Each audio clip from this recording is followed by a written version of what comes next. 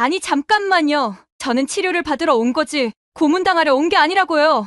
이게 한국의 전통 치료법입니다. 안 아프니 잠깐만 참으세요. 아니, 무슨 손바닥만한 주사기 바늘로 찌르는 게 말이 돼요? 밖에 누구 없어요? 사람 살려주세요. 우리 한의학에는 오랜 세월 이어져 온 역사만큼이나 다양하고 특별한 치료법이 많이 있습니다. 최근 몇 년 사이에는 외국인들 사이에서도 한의학에 대한 관심이 상당히 증가하고 있는 추세인데요. 서양의학에서는 치료가 어려운 질환들이 한의학을 통해 쉽게 치료되는 일들이 빈번하게 벌어지면서 한의학이 인기를 얻고 있는 것입니다. 오늘 소개해드릴 사연은 한국에서 교통사고를 당한 후 한의원에 방문하게 되면서 신기한 경험을 하게 되었다는 독일 여성의 사연입니다. 그녀는 갑자기 침을 들고 몸을 찌르려는 한의사의 행동에 충격을 받았지만 30분도 채 지나지 않아 한의학의 뛰어난 치료 방식에 놀라움을 느꼈다고 하는데요. 과연 그녀에게는 무슨 일이 있었던 걸까요? 독일 여성의 사연입니다. 감동의 모든 것 애청자 여러분. 영상 시작 전 좋아요와 불우이웃을 위해 끝까지 시청 부탁드립니다. 안녕하세요. 저는 독일에 사는 캐슈미어 폰타나입니다. 최근 한국 여행을 하면서 교통사고를 당한 후 한국 전통의학인 한의학을 경험했어요. 그 놀라운 경험이 독일에 돌아온 이후에도 계속 생각나는 거 있죠. 주위 사람들에게 하도 말했더니 이젠 그만 듣고 싶다고 손살에 치네요. 그래서 이렇게 사연을 전합니다. 제가 경험했던 한국의 한의학은 정말 놀라울 정도로 저와 잘 맞아 고질병도 한국에 머무는 동안 말끔히 나았어요. 주기적으로 관리가 필요하다는 한의사 선생님의 말씀 때문에 한 달 뒤 다시 한국에 갈 준비를 하고 있고요. 아마 앞으로 제2의 고향이 되지 않을까? 조심스럽게 생각하는 중입니다. 한국으로 여행을 가겠다고 마음먹은 건 지난 프랑스 올림픽 개막식을 보고 난 이후입니다. 저는 사실 한국이나 한국 노래에 큰 관심이 없었어요. 그걸 즐겨 들을 정도로 어린 나이가 아니거든요. 하지만 프랑스 올림픽이 시작하기도 전에 한국의 정국이라는 가수를 개막식에 초청하기 위해 노력한다는 기사를 본 적 있어요. 저는 다소 의외라는 생각이 들었죠. 한국 가요가 요즘 인기가 많다는 건 알아요. 하지만 그건 그룹일 때 이야기라 생각했거든요. 특히 올림픽은 세계인의 축제 중 하나잖아요. 그런 큰 축제의 자국민도 아니고 한국의 가수를 개막식 무대에 세운다. 저의 머릿속으로는 사실 쉽게 떠오를 수 있는 그림은 아니었습니다. 그래서 프랑스 올림픽 개막식이 기다려졌어요. 대체 어떤 가수이길래 프랑스 대통령이 직접 나서는지 궁금했거든요. 기대 반 궁금증 반으로 열린 프랑스 올림픽 개막식을 보고 눈을 의심했어요.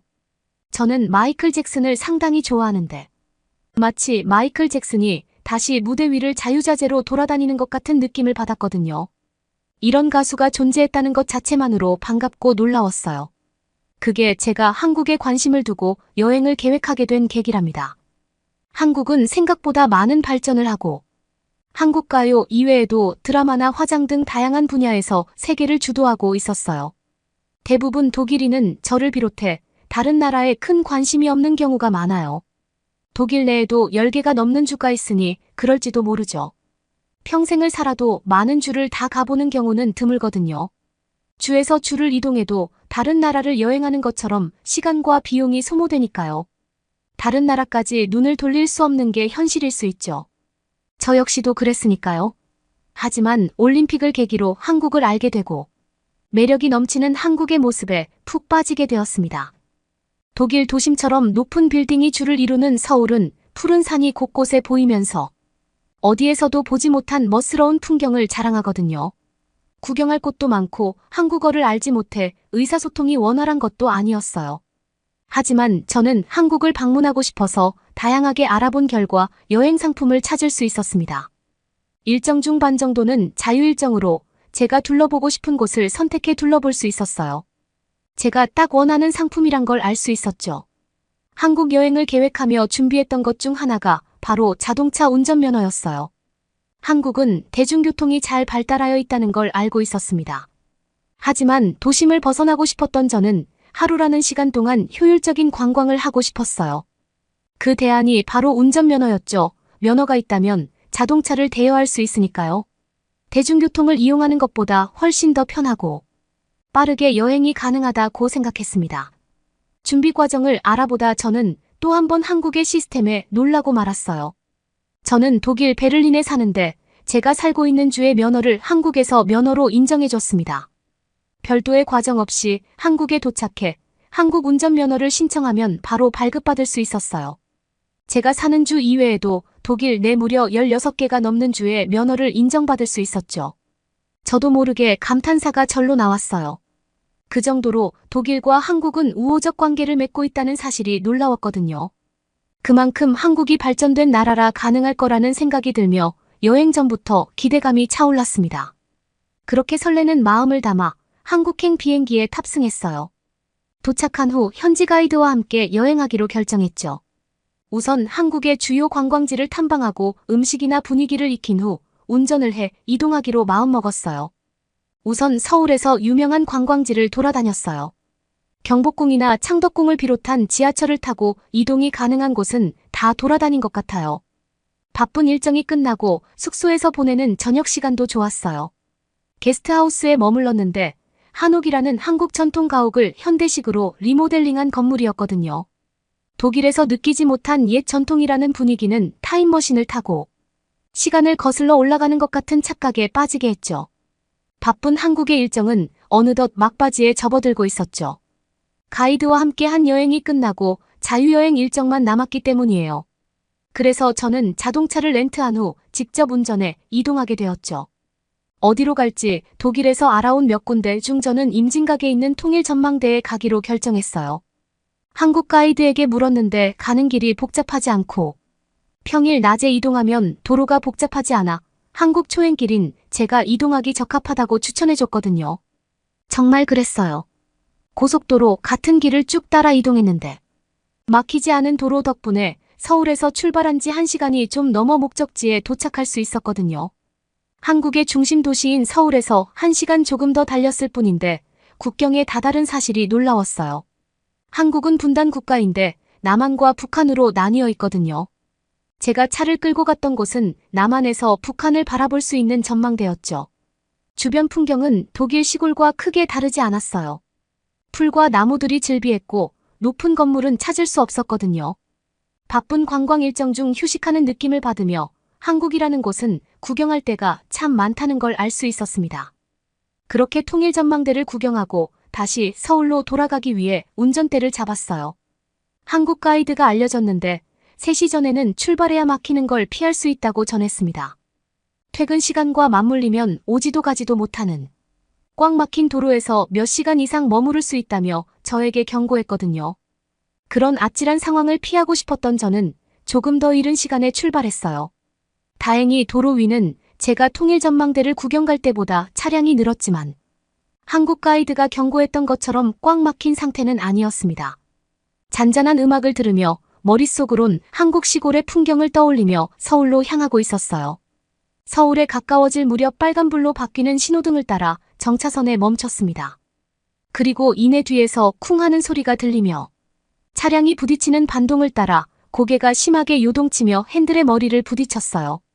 뒤에서 오던 차량은 불이 바뀌는 걸 보았는데 제가 아슬아슬한 순간을 피해 직진한다고 예상했대요. 하지만 저는 안전을 생각해 멈추었고 제동거리를 고려하지 못한 채 운전했던 뒷자동차의 운전자로 인해 추돌로 이어졌습니다. 차량의 이상은 크게 없었어요. 속도를 내던 곳이 아니라 안전선 근처에서 사고가 난 만큼 정말 조금 흠집이 날 정도였거든요. 저 역시 차량 내부에 머리를 부딪혔지만 별다른 통증은 없었어요. 렌터카 업체에 전화해서 직원이 와주었고 상대편 운전자도 보험사를 불러 사고를 수습했습니다. 그리고 저는 숙소로 돌아갔습니다. 그런데 사고가 발생한 다음 날 아침 일어났는데 손끝에서 저릿한 느낌을 받았어요. 추돌의 순간엔 별다른 증세가 없었는데 갑자기 발생에 놀랐죠. 숙소 근처 정형외과로 가서 엑스레이 촬영을 했어요. 별다른 이상한 점을 발견하지 못했지만 통증을 느끼고 불편함을 호소하니 물리치료를 받는 게 좋다는 의사 말을 따라 3일 정도 매일 물리치료를 받았습니다. 하지만 별다른 차도를 느끼지 못했어요. 보름 정도 예상하고 한국 여행을 왔는데 도중에 독일로 돌아가는 게 나을 것 같았습니다. 아무래도 한국은 제가 사는 나라가 아니라 의료 시스템도 모르고 혹시 모를 이상 증상들이 나와 건강을 위협할 수 있으니까요. 출국 준비를 하고 있는데 한국인 가이드에게 연락이 왔어요. 남은 여행 일정을 잘 보내고 있는지에 대한 궁금증으로 안부 전화를 했다고 말했죠. 저는 반가움과 아쉬움이 섞인 목소리로 급하게 독일로 되돌아가고 싶다고 말했어요.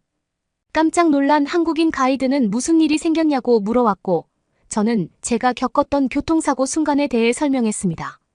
그리고 한국 병원에서 진료받았지만 별다른 차도가 없어 독일로 급하게 되돌아가고 싶다는 상황도 전했죠. 하루라도 빨리 독일에 가서 치료받고 싶은데 사고를 냈던 운전자와 아직 합의하지 못해서 떠나지 못하고 있다고 말했습니다. 제 말을 들은 한국인 가이드는 교통사고를 겪으면 정형외과보다 한의원이 더 잘 맞는다며 저에게 잠깐 만나자고 했어요.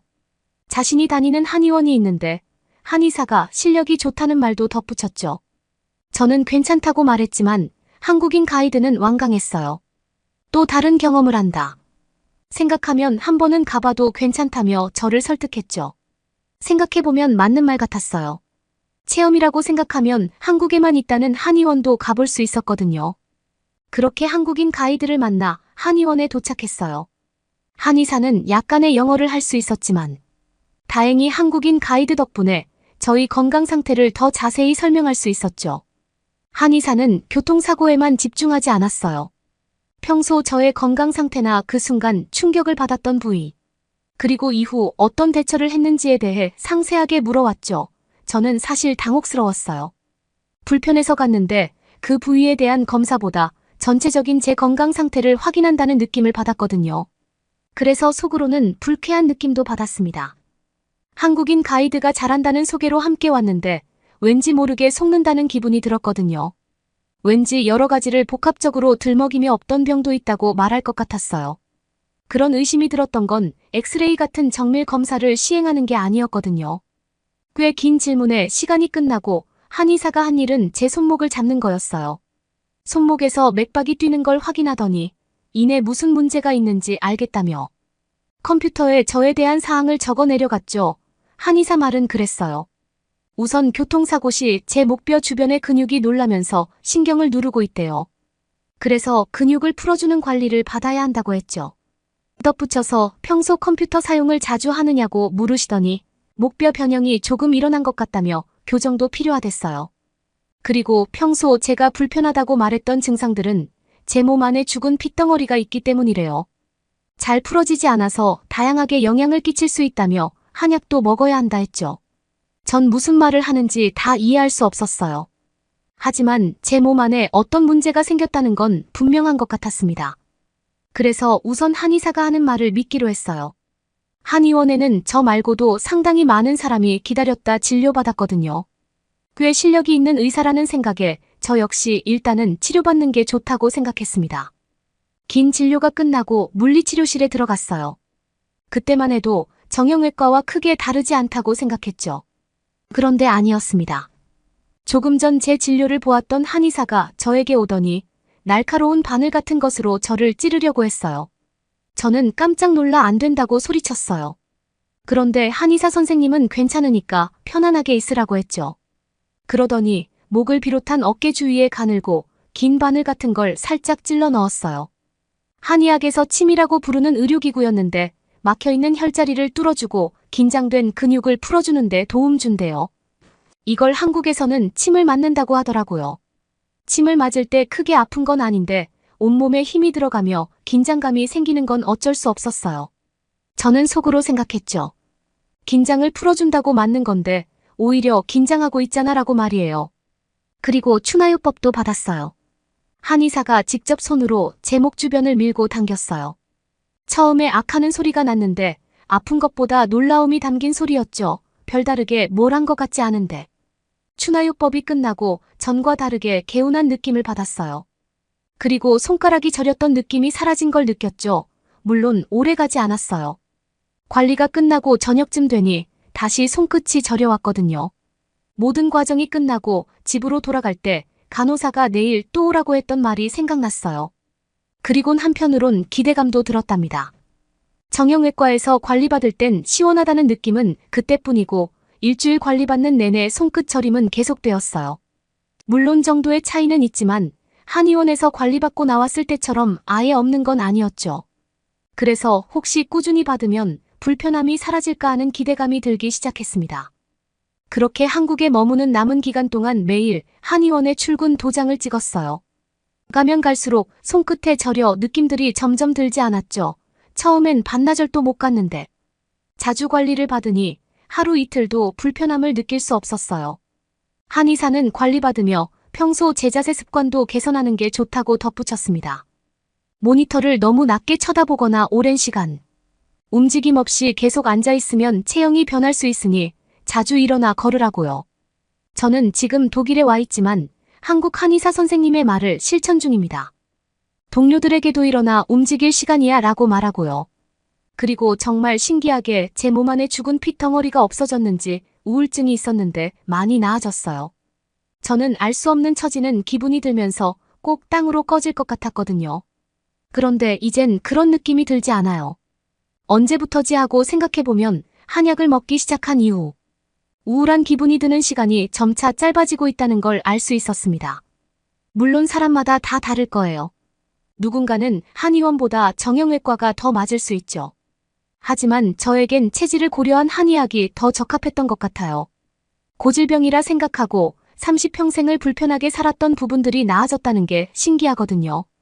한의학은 한국에서 오래전부터 있었던 전통의학이라고 한국인 가이드가 알려줬어요. 한국인들은 옛날부터 남들과 다른 탁월한 그 무언가가 있었던 것 같아요. 그래서 더 한국의 매력에 빠지게 된답니다. 여러분은 이번 사연을 통해 어떤 것을 느끼셨나요? 한의원에서 했던 놀라운 경험은 이 독일 여성 캐슈미어 폰타나 씨에게 아주 깊은 인상을 남긴 것 같은데요. 한국에만 있는 이 특별한 의술 때문에 다시 한국을 방문할 계획까지 세우고 있었습니다. 한국을 즐기기 위한 여행에서 사고가 발생했다는 사실은 정말 안타까울 수밖에 없는데요. 그래도 다행히 한국에서 방문한 한의원 때문에 다시 건강을 되찾을 수 있었다니 다행이라는 생각이 듭니다. 다음에 한국에 방문했을 때는 사고가 없이 안전하고 즐거운 여행을 하고 돌아갔으면 좋겠네요. 그러면 더욱 감동적인 다음 사연으로 넘어가겠습니다. 부천의 어느 삼겹살집 울상이 된 얼굴로 삼겹살을 입안에 집어넣는 외국인의 표정이 급작스레 일그러집니다. 지금 장난치느냐며 외국인 동료의 얼굴에 삼겹살을 퇴했습니다. 동료는 진짜 미쳤냐며 주먹을 들고 얼굴을 때리려 합니다. 이들에게는 대체 무슨 일이 있었던 것일까요? 안녕하세요. 저는 네덜란드의 카레이서 주피터 페레이라입니다. 많은 사람들이 제가 무슨 일을 하는지 이야기를 듣고 나면 대체로 놀라곤 하는데요. 경기 중에 차가 폭발하거나 위험한 일이 발생하면 대체 어떻게 되느냐고 걱정을 하면서 말이죠. 어떻게 되긴 뭘 어떻게 돼요. 죽는 것보다 더한 일이 또 있겠습니까? 솔직히 카레이서라는 직장은 제가 그렇게 좋아하는 일이 아닙니다. 네덜란드에서는 비가 너무 많이 내려서 매일마다 미끄러지기 일쑤니까요. 게다가 이번에 찾아온 홍수 때문에 대회 준비가 더욱 각박하게 되어버렸습니다. 저로서는 연습을 하지 못하면서 더욱 절망에 빠질 수밖에 없었는데 팀원 중에 한 명인 피터 윌비스가 이런 제안을 하더군요. 이럴 바에는 제대로 된 카레이서를 배출하기로 유명한 한국에 한번 가보자고 말입니다. 거기는 마침 겨울이라 비도 안 온다면서 말이죠. 저는 아시아 국가에 관심이 없었고 가보고 싶은 마음도 없었지만 팀원이 그렇게 추천하니 가족에게 물어보았답니다. 가족들은 한국이라는 후진국에는 무엇하러 가냐면서 저를 뜯어말렸는데요. 그러다 가족들에게 말하기 전에 찾아본 한국 관련 영상을 보여주니 가족들은 모두 고개를 끄덕이며 이것은 후진국의 전형적인 선전이라며 북한이 광고하는 살기 좋은 나라를 보면서 그곳에 가고 싶은 마음이 드는 것은 아주 정상이라며 단호하게 가지 말라고 했습니다. 저는 항공사의 승무원인 어머니 친구 중 한 분에게 또다시 물었습니다. 그 승무원 역시 아시아 국가는 너나 할 것 없이 비행기에서 큰 소리로 떠들고 기내에 쓰레기를 아무데나 버려서 매번 화가 치민다고 엉뚱한 소리나 하더라고요. 저는 한국이라는 나라가 정말로 그런지 믿을 수 없었습니다. 한국에 대해 찾아보면서 알게 된 K-팝과 한국의 드라마는 전혀 그런 풍경과 어우러지지 않았거든요. 저는 한국의 민낯을 다짜고짜 까발리겠다는 심정으로 비행기에 올라탔고 옆에는 처음에 한국행을 제안했던 동료가 아닌 카를로스라는 동료가 탑승하게 되었는데요.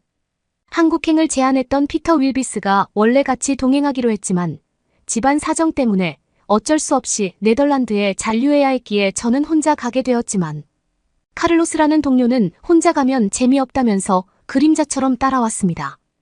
카를로스는 제 유일한 경쟁 상대이기 때문에 대체 어떤 훈련으로 자기보다 앞설 수 있는지 걱정되어서 벤치마킹하기 위해 따라온 것 같았습니다.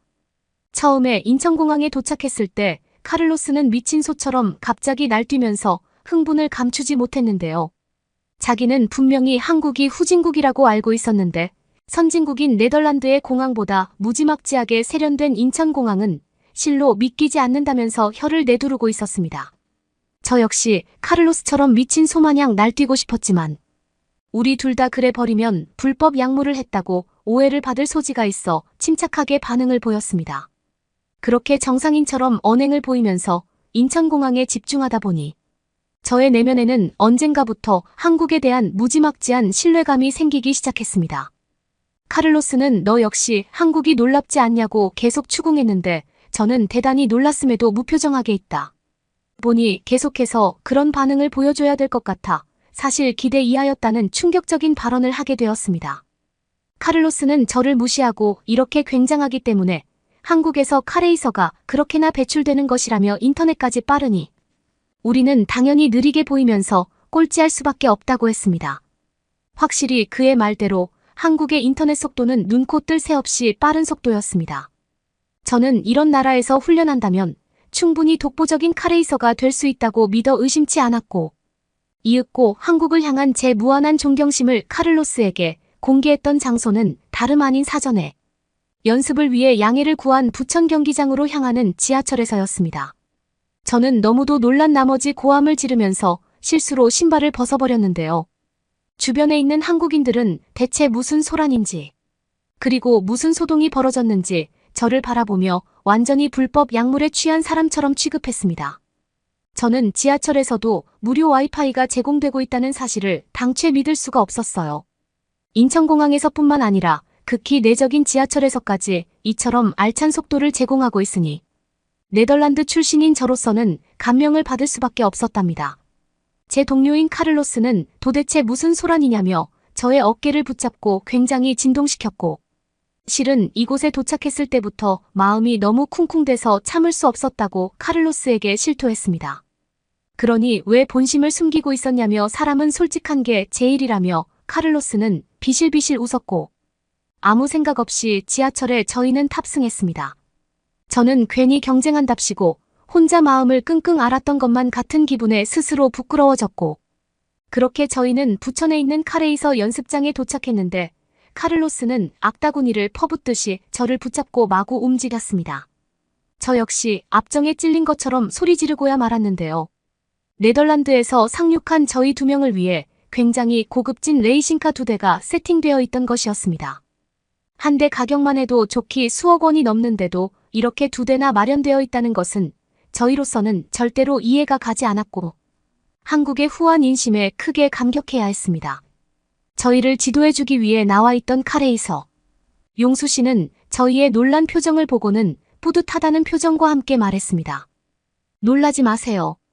우리가 상상하는 것 그 이상을 이제부터 겪게 될 것이니까. 저는 이미 상상의 세계는 모두 펼쳐졌다고 생각했고 용수 씨의 말은 우주 너머에 또 다른 세상이 있다는 것처럼 느껴졌기에 전혀 현실적이지 않았으나 저희는 또다시 눈앞에 펼쳐져 있는 비현실적인 광경에 까무러치듯이 놀라야 했습니다. 레이싱카 속에는 어디에서도 볼 수 없었던 운행 경로를 추적해주는 초소형 내비게이션이 있었고 저희가 앉아야 하는 의자는 그 어떤 레이싱카의 의자보다 편리하고 성능이 뛰어났던 것입니다. 보통 레이싱카는 좌석이 굉장히 불편해서 저마다 허리 디스크를 앓고 살아야 하는데 한국인은 어째서 이렇게 좋은 의자를 가지고 있는지 알 수 없어 저희는 감탄을 금치 못했습니다. 저희는 도대체 이런 일이 어떻게 가능한지 용수 씨의 목을 붙잡고 설명을 요구했고 용수 씨는 계속해서 웃으면서 한국은 원래 빨리빨리의 민족이기 때문에 레이싱카 같은 경우도 단연 독보적일 수밖에 없다고 얘기했습니다.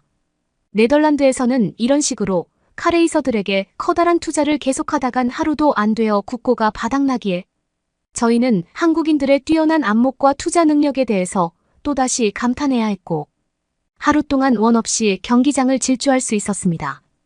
카를로스는 훈련은 안중에도 없고 게임을 하듯이 자동차를 이리저리 움직이며 어찌나 행복해하던지 조국인 네덜란드는 까마득히 잊은 듯했고 가족마저 잊었으며 이곳에서 평생 뼈를 묻고 싶어하는 분위기였습니다. 저희는 어느 순간에 이르러 크게 다투게 되었는데요. 저는 한국에 왔으니 당연히 한식을 먹어야 한다고 주장했지만 카를로스는 괜히 몸에 안 맞는 음식을 먹었다가 배탈이라도 나면 너한테 고소해야 하느냐면서 평소에 먹던 네덜란드산 연어라도 먹어야 한다고 주장했습니다. 저는 결단코 그럴 수 없다면서 그의 뺨을 한 대 쳤고 한식을 무조건 먹어야 한다고 주장했는데요. 끝내 저희는 타협이 지점을 찾지 못했고 카를로스는 제 얼굴을 가만히 노려보다가 이렇게 말했습니다. 레이싱에서 이기는 사람이 원하는 대로 하자고 말이죠.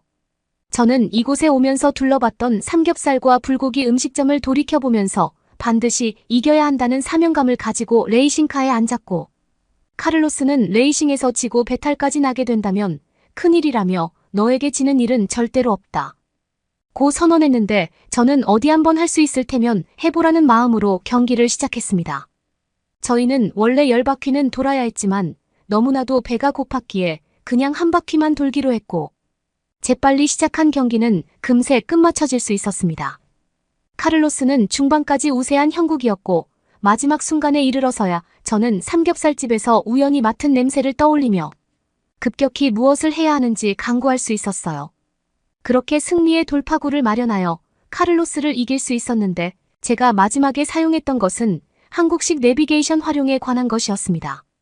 카를로스가 승부를 요청하고 잠시 화장실에 갔다 왔을 때 그의 내비게이션을 저는 미안하지만 종료해버렸고 카를로스는 작동하지 않는 내비게이션을 확인하면서 뭐 어쩔 수 없다는 식으로 자동차에 탑승했습니다. 그렇게 해서 저만 한국의 내비게이션을 활용하여 경기를 진행했고 중반부에 이르러서야 의식이 흐려지며 내비게이션을 향한 초점이 잘 안 맞자 순간적으로 삼겹살의 냄새를 떠올리며 초점을 맞출 수 있었던 것이었습니다. 그렇게 내기에 진 카를로스는 울상이 된 채로 그림자처럼 저를 따라와 삼겹살집에 들어갔고 카를로스는 도무지 이해되지 않는다며 삼겹살을 입에 집어넣었는데요.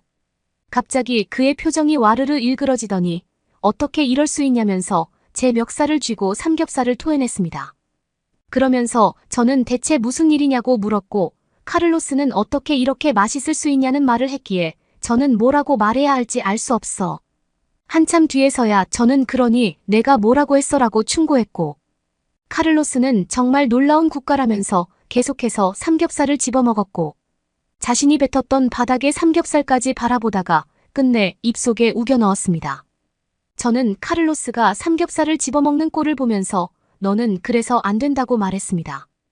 너는 승부에서 왜 진 줄 모르니 너는 한국식 내비게이션을 사용하지 않았어. 남들이 뭘 하는지 두고 볼 필요가 있다는 거지.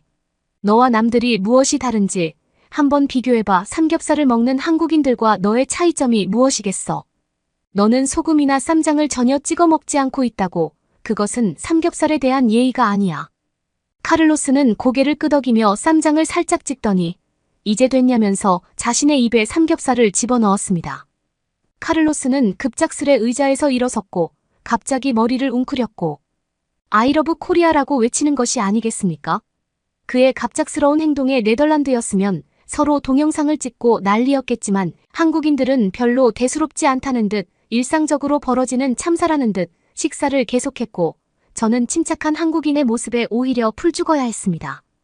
식사를 마친 저희는 네덜란드를 떠올리며 어째서 한국처럼 뛰어난 식당이 우리 주변에는 없는지 의아해했고 고층 빌딩이 늘어선 우월한 광경을 느끼며 숙소의 문을 열었을 때 카를로스는 소리를 지르며 신발을 거서 던졌는데요. 저희 조국에서는 구경조차 하지 못하는 넓은 거실과 깨끗한 텔레비전과 마주쳤기 때문이었습니다. 카를로스는 모든 한국인이 이러한 굉장한 인프라를 누리며 살고 있다는 생각에 분해했고 또다시 저의 멱살을 쥐고 뒤흔들었습니다. 저는 그걸 내가 어떻게 아냐고 반박하며 나는 한국인이 아니라고 주장했고 카를로스는 이제 안 되겠다면서 한국으로 이민 갈 생각을 하며 침대에 누웠습니다. 다음 날이 되어서야 카를로스는 저에게 이민 가겠다는 말을 취소했습니다. 왜 그러냐고 제가 묻자 카를로스는 한국에 이민을 오게 되면 뛰어난 카레이서들과 경쟁하면서 밥줄이 끊긴다고 했습니다. 그의 말대로 한국의 카레이서는 세계 최고였고 네덜란드에서나마 우리는 틈새 시장을 노리고 있던 것이었습니다. 저는 자꾸만 놀라서 자빠지는 카를로스를 위해 주변에 있는 약국에 들러 청심환을 구매하여 카를로스에게 투약시켰는데요. 이렇게 놀라다가는 저 역시 심장마비로 돌아갈 것 같아서였습니다. 그렇게 저희는 한 달 동안 죽어라고 경기장에서 자동차를 몰았고 카를로스는 어느새 내비게이션을 보는 기술이 눈에 띌 정도로 향상되었습니다. 네덜란드로 돌아가는 당일 날에 우리는 서로 귓속말을 하며 한국의 기술력을 언제쯤 우리도 누릴 수 있을까? 라는 회한에 잠겼습니다. 공항으로 향하는 지하철은 역시나 처음처럼 편리했고 어떻게 지하철 하나만으로 부천에서 인천까지 갈 수 있는지 아직도 그 누구도 이해할 수 없었습니다. 네덜란드에서 일어나는 홍수가 한국에 들이닥쳐도 이곳에서는 언제나 편안하게 아무데나 갈 수 있다는 생각에 저희는 매우 놀라웠고 카를로스는 진정제를 먹었음에도 또다시 가슴이 쿵쿵대고 있는 것을 숨기지 않고 있었습니다. 비행기를 통해 네덜란드에 도착한 저희는 한국의 말도 안 되는 인프라에 대해 동료들에게 설명해 주었고 몇몇 동료들은 거짓말 치지 말라면서 손사래를 치는 반면에 또 다른 동료들은 역시 그랬구나 하면서 한국행 비행기를 예약했습니다. 저희는 그렇게 무자비하게 한국으로 이동하면 언젠가 네덜란드 카레이서들을 전부 입국 금지할 수 있다면서 조금씩 가라고 부추기는 지경까지 이르렀고 그러다가 동료 중 누군가가 한국 같은 부실한 후진국에 무엇하러 가냐고 라고 하는 말을 들으니 순간적으로 심장이 빠르게 뛰고 혈압이 상승했습니다. 그 동료의 멱살을 쥐고 주먹으로 한 대 치려다가 안 되겠다 싶어 경기장으로 초대해 그와 한판 붙자고 제안했죠. 그렇게 말했지만 사실 그 동료는 네덜란드에서 손에 꼽을 정도로 레이싱을 잘하는 선수였기에 저는 꽤나 불안했는데요. 하지만 한국에서 경험한 것을 떠올리며 출발의 엑셀을 신나게 밟았습니다. 처음에는 비등비등했지만 중반부에 이르러 한국에서 배운 기술력과 함께 저는 내비게이션을 머릿속으로 떠올렸고 마지막 순간에 이르러서는 삼겹살 냄새를 떠올리며 집중력을 유지시켰습니다.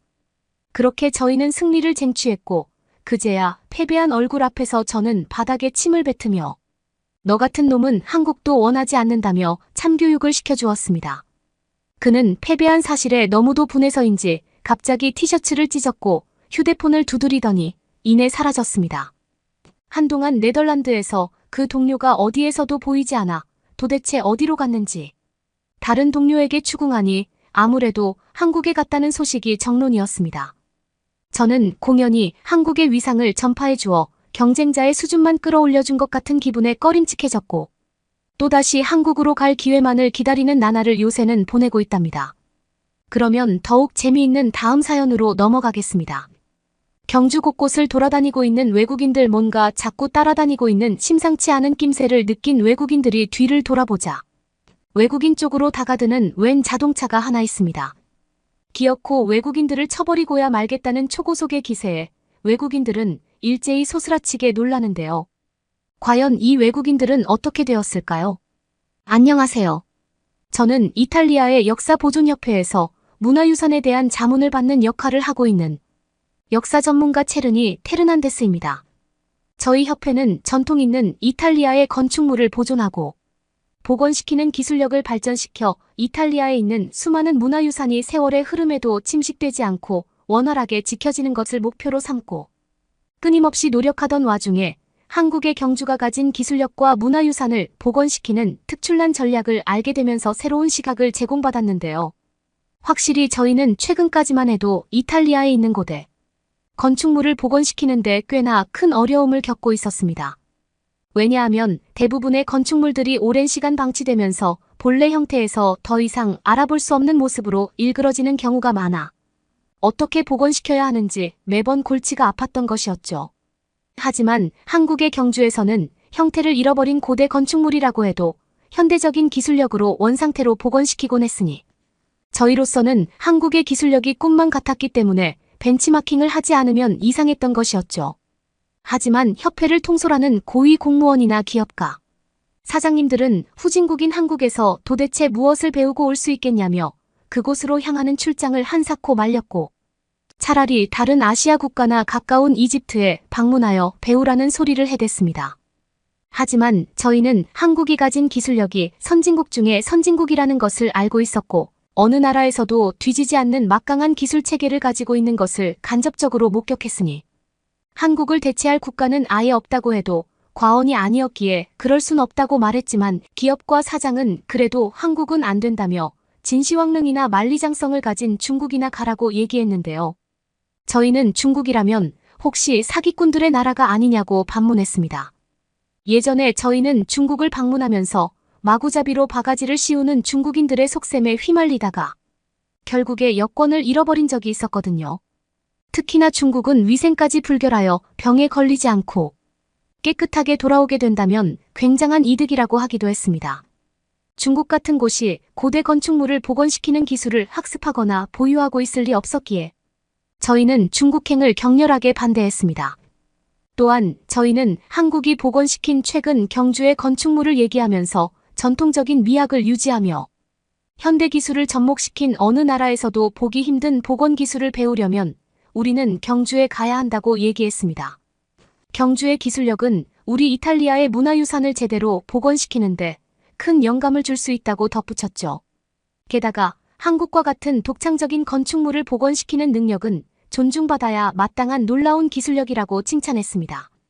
기업가 사장님들은 마지못해 저희 협회에서 추진하는 한국행을 허락했고, 이번에 한국에 가서 누구에게도 뒤처지지 않는 열정과 헌신을 꼭 보여주길 바란다고 당부했습니다. 저희는 한국행이 결정되자 눈이 뒤집어질 정도로 기뻐했고, 사실 복원 기술 말고도 한국을 관광하고 싶었던 마음도 없지 않았던 거였습니다.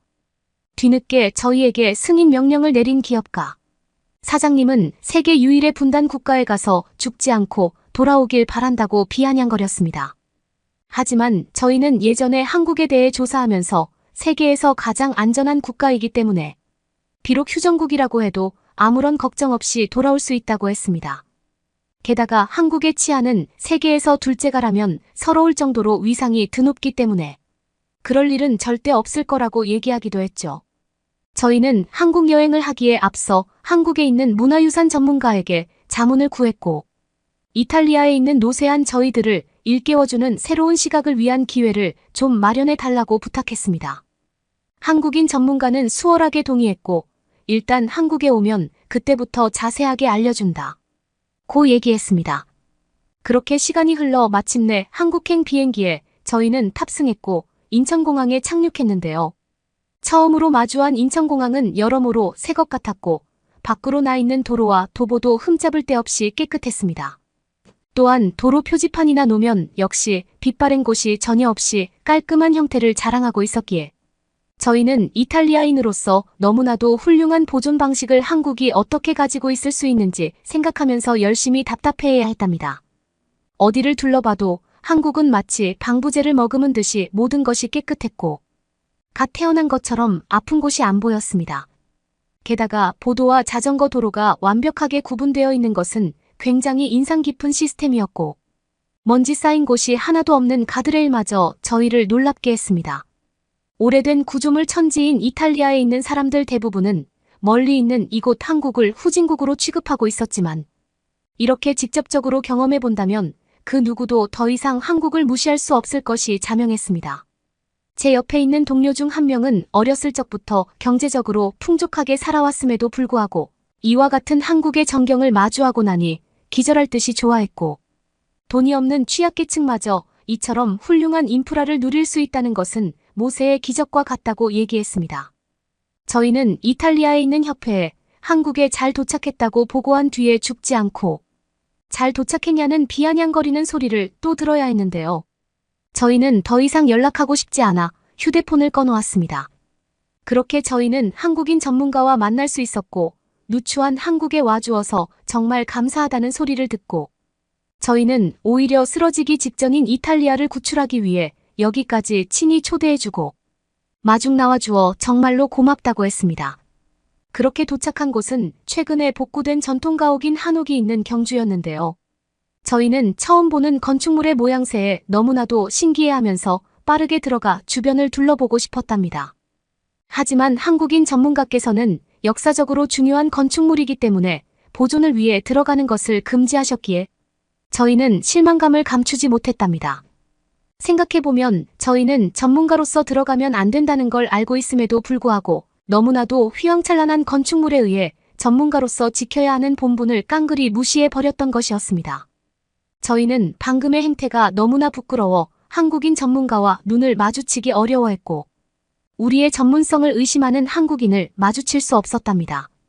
그나저나 전통가옥인 한옥은 아궁이에서 불을 떼어 집안 전체를 데우는 너무나도 과학적인 방식을 채택하고 있었는데요. 이처럼 과학적인 건축물이 최근에 지어진 한국의 건물이 아니라 몇천 년 전부터 존재해왔다는 사실은 정말로 저희를 기절하게 만드는 초특급 소식이었습니다. 저희는 어떻게 한국인들이 아주 오래전부터 최신식의 건축물을 짓고 있었는지 의아해했고 한국인 전문가는 자기도 전문가이긴 하지만 그 부분에 대해서는 사실 일반인과 마찬가지로 잘 모른다고 얘기해 주었기에 저희는 궁금증을 더욱 심하게 앓게 되었습니다. 또한 한옥의 지붕은 살면서 처음 보는 구조의 지붕이었는데 그 밑에 있는 공간에서 제일 특별해 보였던 것은 단연 마루라는 곳이었습니다. 마루에 눕거나 잘 수 있다는 것은 매우 흥미로운 사실이었고 한옥 밖에 있는 마당은 정원처럼 꾸며져 있었는데 큰 항아리 같은 것이 옹기종기 모여있는 모습은 매우 인상적이었습니다. 전체적으로 한옥은 고풍스러움이 살아있는 디자인을 갖추고 있었고 저희는 안에 들어갈 수 없다는 사실에 굉장히 좌절할 수밖에 없었는데요. 실망감을 뒤로하고 저희는 주변에 있는 한식당에 방문을 했습니다. 그러면서 등장하는 엄청나게 많은 가짓수의 음식에 저희는 입이 떡 벌어질 수밖에 없었는데요. 또한 모든 반찬이 리필이 가능하다는 사실은 저희의 숨을 꽉 막히게 하는 사실이었답니다. 이렇게나 퍼주면 남는 게 있을까? 하는 생각을 하면서 저희는 이러한 반찬 역시 몇천 년 전부터 이어져 왔다는 사실을 한국인 전문가를 통해 알게 되었습니다. 저희는 대체 어떤 비결이 있기에 몇천 년 전부터 한국은 이런 선진적인 문물을 누리고 있었는지 이해할 수 없었고 어째서 훌륭한 문화를 이탈리아인들은 전혀 모른 채 몇천 년 동안 후진국처럼 지내고 있었는지 억울해했답니다. 그러다 보니 한국이 한눈에도 다른 나라와 차원이 다른 선진국이라는 느낌을 저희는 받을 수 있었고 식사를 마치고 나온 도로에서는 무단횡단을 하거나 아무렇지 않게 지나가는 사람이 한 명도 안 보였기에 저희는 시민의식이 최악인 이탈리아를 떠올릴 수밖에 없었습니다. 이탈리아의 도로에서는 신호를 무시하는 사람들 때문에 매일마다 사고가 끊이질 않고 교통체증이 번잡한 게 일상적인데 한국인들은 모두들 성숙하고 특출한 시민의식을 통해 돌아다니고 있었기에 모든 도로는 안전하고 시원시원해 보였습니다. 그 순간 어떤 자동차가 저희 쪽을 향해 돌진하기 시작했고 저희는 너무나도 빠른 속도에 의해 이제 끝났구나라는 생각을 가질 수 있게 되었답니다. 얼른 도망치려는 찰나에 이미 자동차는 너무나 빠른 속도로 저희 앞까지 다가와 있었고 순간적으로 앞에 설치된 가드레일에 자동차가 부딪히며 팡하는 소리가 났는데요. 거기에 타고 있던 한국인은 에어백에 의해 보호되었으며 머지않아 밖으로 뒤통수를 긁으며 나왔답니다. 한국인은 저희에게 괜찮냐고 얘기해 주었는데 알고 보니 일본에서 구매한 차량이 갑자기 급발진을 해서 어떻게 해야 할지 몰라 앞에 있는 가드레일을 박았다는 것이었습니다. 저희는 가드레일을 찌그러뜨려 놓고도 그냥 도망가는 이탈리아인들을 떠올리며 먼저 저희의 걱정을 해준 한국인의 시민의식에 또 한 번 감탄해야 했습니다.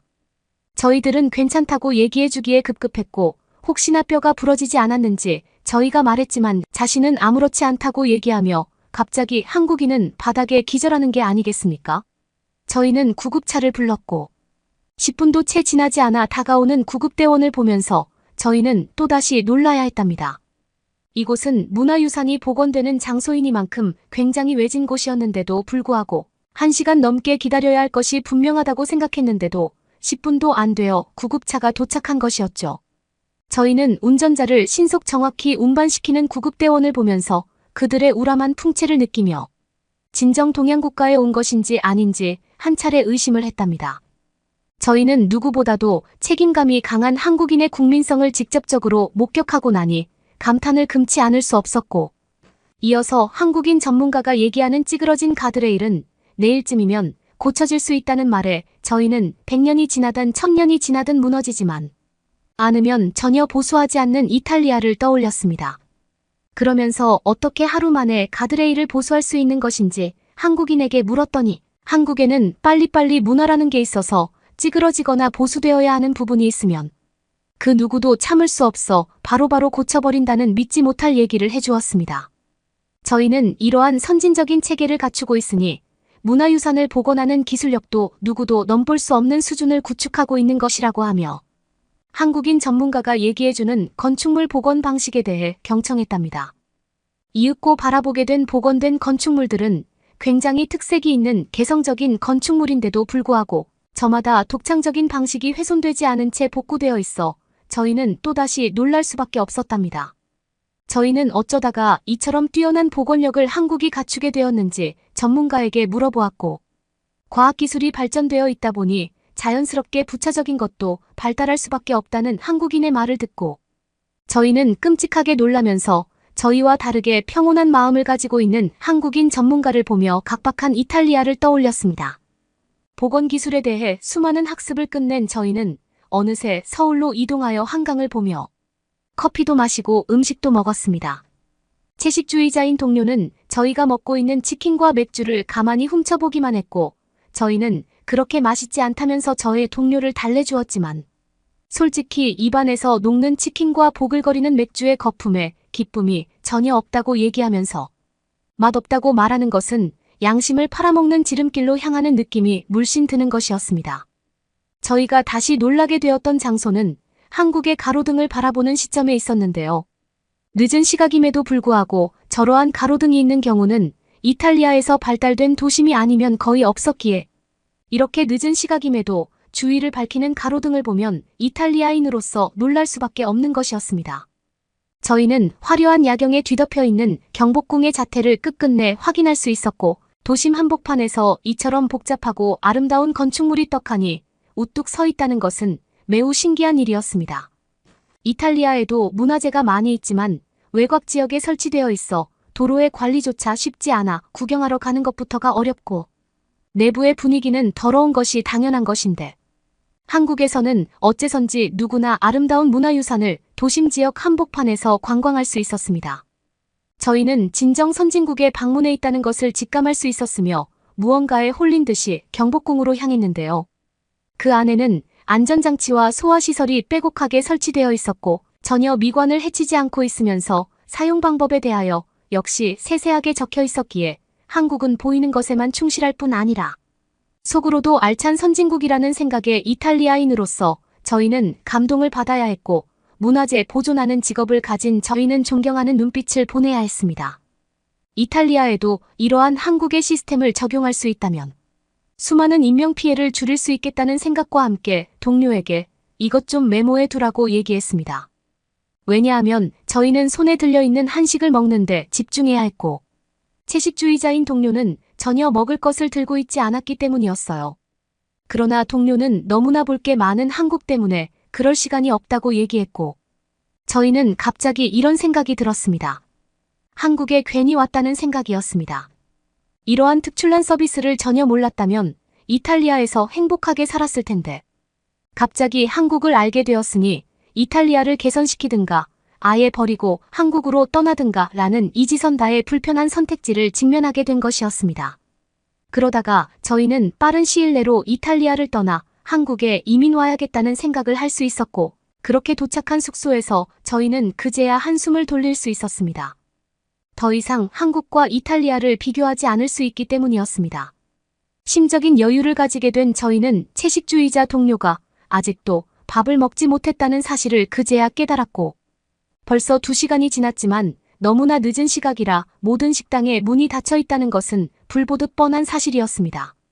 그러나 동료는 음식을 배달할 수 있는 한국의 시스템을 자신이 발견했다면서 저희에게 다가왔는데, 너무나 당황한 저희는 동료의 어깨를 부여잡고 지금 시간이 몇 시인데 음식 배달이 말이 되냐고 절대로 돈을 주지 말라고 닥달을 했습니다. 왜냐하면 이탈리아에서는 그렇게 늦은 시각이 아니라 대낮이라고 해도 음식 배달이 거의 불가능했던 것이었습니다. 가능하다고 해도 거의 맛없는 경우가 대부분이라서 차라리 안 시키는 게 음식을 시키는 것보다 더 나았던 것이었습니다. 그러나 동료는 이미 음식을 주문했다고 얘기했고 실제로 10분도 채 지나지 않아 음식이 도착했습니다.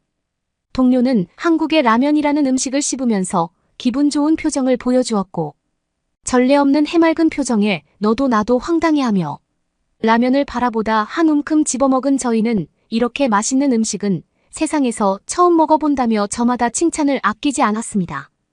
저는 어렸을 적에 처음으로 콜라를 마셨던 순간을 떠올렸고 그 당시부터 한국에서 살았다면 정말 기분 좋고 행복했을 거라는 생각과 함께 눈물을 흘렸습니다.